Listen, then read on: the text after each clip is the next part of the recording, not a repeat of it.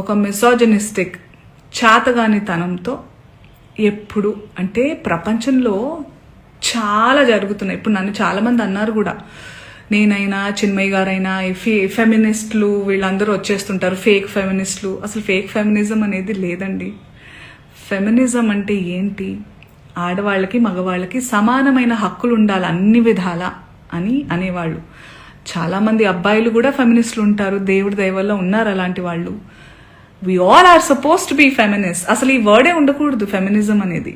అందరికీ we have to coexist. ఆడ మగ ఉంటేనే ప్రకృతి ముందుకు వెళ్తుంది. ఆ ఈక్వాలిటీ ఉండాలి.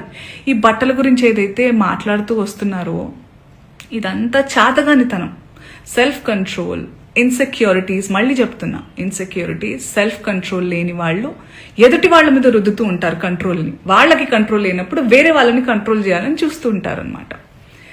అదే ఇప్పుడు క్లియర్ కట్ సినారియో. అందుకే నేను ఇంకా సింపథైజ్ చేస్తున్నాను. ఈ రోజు కూడా పాపం సింపతి గ్యాదర్ చేసుకుని కూర్చుంటున్నారు కాబట్టి నేను సింపథెటిక్ గానే ఉంటాను. పాపం ఆయనకు అదే కావాలి కాబట్టి అదే ఇస్తున్నాను.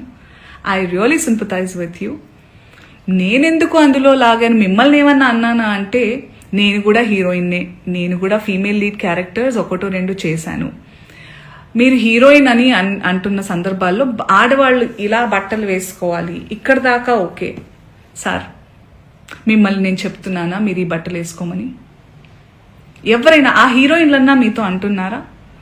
నేను పర్సనల్గా చెప్తున్నాను, చాలా మంది హీరోయిన్స్ నన్ను అప్రిషియేట్ చేస్తారు because of the voice I have. And ఆ బలంతో నెగటివ్గా అయితే ఇప్పుడు నేను ఉపయోగించుకోలేదు. ఆ బలాన్ని పాజిటివ్గానే ఇలాంటి సందర్భంలో చెప్తున్నా. మీరు మా అందరికీ బట్టలు వేసుకోవాలి అనే చిన్నపిల్లలం కాదు మేము. మా హక్కులు మాకు తెలుసు, మా ఇష్టాలు మమ్మల్ని జీవించాల్సిందిగా ప్రార్థిస్తున్నాం సార్. మీకు కూడా చాలా వినమ్రతతో చెప్తున్నాను.